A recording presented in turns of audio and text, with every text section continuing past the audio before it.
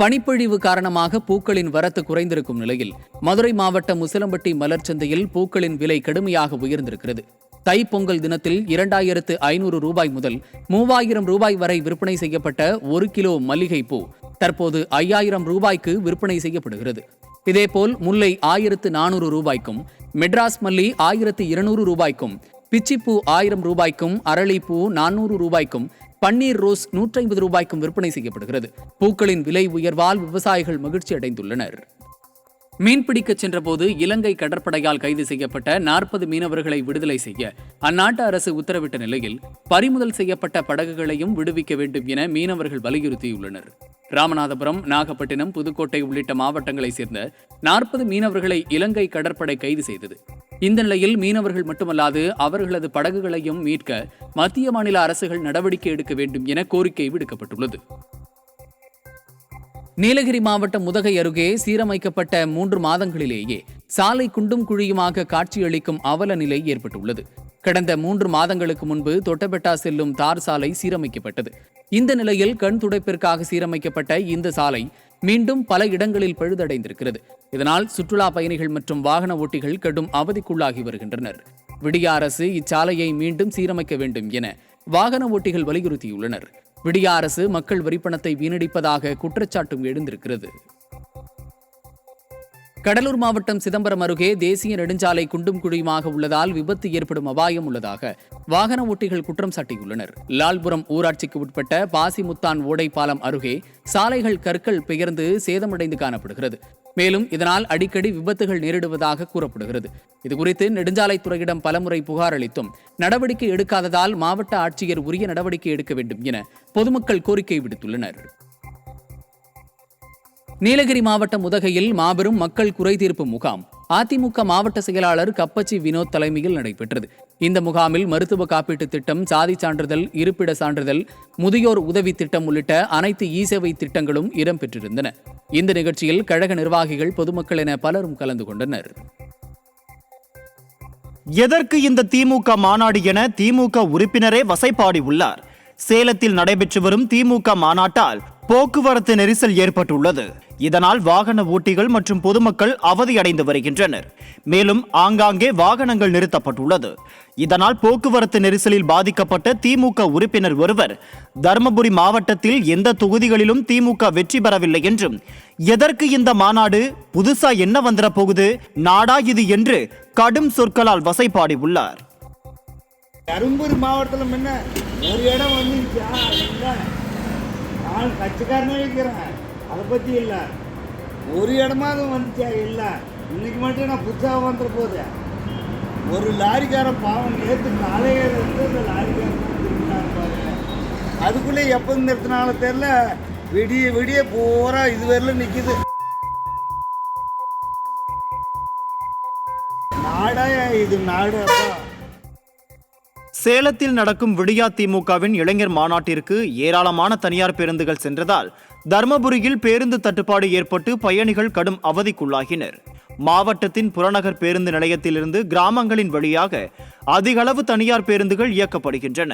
இந்த நிலையில் மாநாட்டிற்கு தனியார் பேருந்துகள் மூலம் திமுகவினர் சென்றதால் போதிய அளவு பேருந்துகள் இல்லாமல் பொதுமக்கள் கடும் அவதிக்குள்ளாகி உள்ளனர். சேலத்தில் நடக்கும் விடியா திமுகவின் மாநாட்டிற்கு அரசு பேருந்துகள் சென்றுள்ளதால் கடலூர் மாவட்டம் விருத்தாச்சலம் பேருந்து நிலையத்தில் போதிய பேருந்துகள் இல்லாமல் பயணிகள் கடும் அவதிக்குள்ளாகி வருகின்றனர். ஏராளமானோர் நீண்ட நேரம் காத்திருக்கும் நிலையில் அவ்வப்போது வரும் சில அரசு பேருந்துகளில் அதிக கூட்டம் இருப்பதால் பயணிகள் ஓடிச் சென்று ஏறும் நிலை ஏற்பட்டுள்ளது. மேலும் தனியார் பேருந்துகளில் முண்டியடித்து ஏறுவதாக பொதுமக்கள் வேதனை தெரிவித்துள்ளனர். இவற்றையெல்லாம் கண்டுகொள்ளாமல் விடியா திமுகவின் போக்குவரத்து துறை அமைச்சர் மாநாட்டில் கவனம் செலுத்துவதாக குற்றச்சாட்டு எழுந்துள்ளது. நமக்குள்ளதான் பேசிக்கலாம், எல்லாமே அங்கே போட்டு அதான் பிரச்சனை. எப்படி இப்போ இங்கே சமாளிக்க போட்டு எனக்கே தெரியல. ஆத்தூருக்கு இந்த இடம் இருக்கா, ஆத்தூருக்கு அந்த இடம் இருக்கு. என்ன சேலமா? இந்த சேலம் தாடி போகணும். வார விடுமுறையொட்டி கொடைக்கானலில் சுற்றுலா பயணிகள் வருகை அதிகரித்து காணப்பட்டது. குணா குகை, பசுமை பள்ளத்தாக்கு, பைன் மரக்காடுகள், மோயர் சதுக்கம் ஆகிய இடங்களில் சுற்றுலா பயணிகள் கூட்டம் கூட்டமாக இயற்கை அழகை கண்டு ரசித்தும் செல்ஃபி எடுத்தும் மகிழ்ச்சி அடைந்தனர். மேலும் நட்சத்திர ஏரியில் படகு சவாரி செய்தும் ஏரிச்சாலையில் சைக்கிள் சவாரி மற்றும் குதிரை சவாரி செய்தும் சுற்றுலா பயணிகள் உற்சாகமடைந்தனர். ராமநாதபுரத்தில் கால்நடைகளின் உணவான வைக்கோலின் விலை உயர்ந்திருப்பதால் விவசாயிகள் கவலையில் உள்ளனர். நிர்வாக திறனற்ற திமுக ஆட்சியில் கடந்த ஆண்டு 25 கிலோ கொண்ட ஒரு வைக்கோல் கட்டு 90 ரூபாய்க்கு விற்கப்பட்டு வந்த நிலையில் தற்போது 140 ரூபாய்க்கு விற்கப்படுகிறது. இதனால் தேவைக்கு போக மீதி வைக்கோலை வெளி மாநிலங்களுக்கு ஏற்றுமதி செய்ய முடியாமல் கால்நடைகளுக்காக சேகரிக்கும் பணியில் விவசாயிகள் ஈடுபட்டுள்ளனர். தேனி மாவட்டம் ஆண்டிப்பட்டியில் இரவு நேரத்தில் திடீர் சோதனையில் ஈடுபட்ட உணவு பாதுகாப்பு துறையினர் உணவில் செயற்கை நிறமிகள் கலந்த மற்றும் பிளாஸ்டிக் பைகளை பயன்படுத்திய 4 கடைகளுக்கு 10,000 ரூபாய் அபராதம் விதித்தனர். துரித உணவு கடைகளில் தயாரிக்கப்படும் உணவுப் பொருட்களில் செயற்கை வண்ண ரசாயன நிறமிகள் பயன்படுத்தப்படுவதாக வந்த புகாரை அடுத்து சோதனை மேற்கொள்ளப்பட்டது. கடலூர் மாவட்டம் சோழத்தரம் அருகே விக்கிரவாண்டி தஞ்சை 4 வழிச்சாலையில் பாசன மதகுவை அகற்றுவதற்காக தோண்டப்பட்ட பள்ளத்தால் தொடர்ந்து விபத்துக்கள் ஏற்படுவதாக வாகன ஓட்டிகள் குற்றம் சாட்டியுள்ளனர். இந்த பள்ளத்தை சீர் செய்யாமல் நெடுஞ்சாலைத்துறை அதிகாரிகள் அலட்சியம் காட்டி வருவதாக குற்றம் சாட்டியுள்ளனர். பைபாஸ் ரோடு போட்டுக்கிட்டு இருக்காங்க. அதில் ரோட்டு ஒட்டிலேயே பிழிய வச்சுட்டு அந்த வேலையை சரியாக செய்யாமல் போட்டு வச்சுருக்காங்க. திருவள்ளூர் மாவட்டம் திருத்தணி சுப்பிரமணிய சுவாமி கோவிலில் தை மாதத்தில் வரும் முதல் திருமணம் செய்யும் நிகழ்வு தொடங்கியதால் பக்தர்கள் கூட்டம் அலைமோதியது. இதனால் மலைக்கோவிலில் கடும் போக்குவரத்து நெரிசல் ஏற்பட்டது. மேலும் இந்த நெரிசலை சீர் செய்ய கோவில் நிர்வாகம் நடவடிக்கை எடுக்கவில்லை என பொதுமக்கள் குற்றம் சாட்டினர். திருமணமான புதுமண தம்பதிகள் வரிசையில் சென்று சாமி தரிசனம் செய்தனர். ராணிப்பேட்டை மாவட்டம் அரக்கோணம் ரயில் நிலையத்தில் நிறுத்தப்படும் இருசக்கர வாகனங்கள் தொடர்ந்து திருடப்படுவதாக பொதுமக்கள் குற்றம் சாட்டியுள்ளனர். மேலும் அரக்கோணம் நகர காவல் நிலையத்தில் புகார் கொடுக்க சென்றாலும் போலீசார் புகாரை வாங்காமல் வாய்க்கு வந்தபடி ஆபாசமாக பேசி திருப்பி அனுப்புவதாகவும் வேதனை தெரிவித்துள்ளனர். ரயில்வே நிர்வாகம் இருசக்கர வாகனங்கள் நிறுத்தும் இடத்தை உடனடியாக ஏலம் விடுக்க வேண்டும் என பொதுமக்கள் வலியுறுத்தியுள்ளனர். ஈரோட்டில் சட்டவிரோத மது விற்பனை குறித்து மாவட்ட ஆட்சியர் முகாம் அலுவலகத்தில் மது பாட்டில்களுடன் வந்த விவசாயி ஒருவர் புகார் அளித்துள்ளார். சித்தோடு பகுதியைச் சேர்ந்த விவசாயி சிவசுப்பிரமணிக்கு சொந்தமான இடத்தில் டாஸ்மாக் கடை செயல்படுகிறது. கடையின் விற்பனையாளரான ராஜ்குமார் சட்டவிரோதமாக மது விற்பனை செய்வதை கையும் களவுமாக பிடித்த சிவசுப்பிரமணி மாவட்ட ஆட்சியர் முகாம் அலுவலகத்தில் புகார் அளித்துள்ளார். போலீசாரிடம் தெரிவித்தாலும் அவர்கள் நடவடிக்கை எடுப்பதில்லை என்று ஆதங்கம் தெரிவித்துள்ளார். சேல்ஸ்மேன் ராஜ்குமார் என்பவர் நைட்டு 10 மணிக்கு தனியாக பாட்டில் எடுத்து வச்சுங்க காலையிலேருந்து மத்தியானம் வரைக்கும் விற்றுட்டு இருக்காருங்க. பல முறை எச்சரித்து அவன் கேட்கல. அதனால் அந்த பாட்டில் எடுத்துகிட்டு நேராக கலெக்டர் ஆஃபீஸ்க்கு வந்துட்டுங்க. போலீஸில் கம்ப்ளைண்ட் கொடுத்தா என்னையெல்லாம் போலீஸ் ஒன்றும் பண்ணாது அப்படின்னு சொல்கிறாங்க. மதுவிலக்கில் கொடுக்கலாம், எங்கே கொடுத்தாலும் என்னையெல்லாம் போலீஸ் ஒன்றும் பண்ணாதுங்கிறாரு.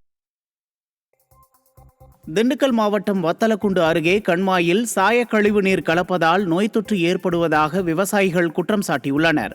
விராலிப்பட்டி கிராமத்தில் தனியார் மில்லில் இருந்து வெளியேறும் சாயக்கழிவு நீர் கண்மாயில் கலந்து வருவதால் விவசாய நிலங்கள் பாதிப்பு அடைவதோடு கால்நடைகளுக்கும் நோய் தொற்று ஏற்படுவதாக விவசாயிகள் வேதனை தெரிவித்துள்ளனர்.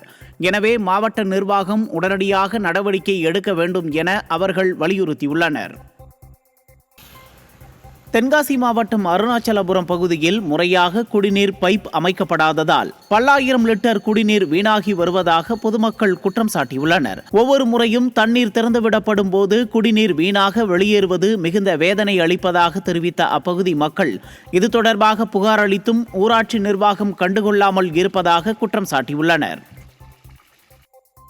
கடலூர் மாவட்டம் பன்ருட்டியில் இருசக்கர வாகனத்தில் பெற்றோருடன் சென்ற மாணவி விபத்தில் சிக்கி பரிதாபமாக உயிரிழந்தார்.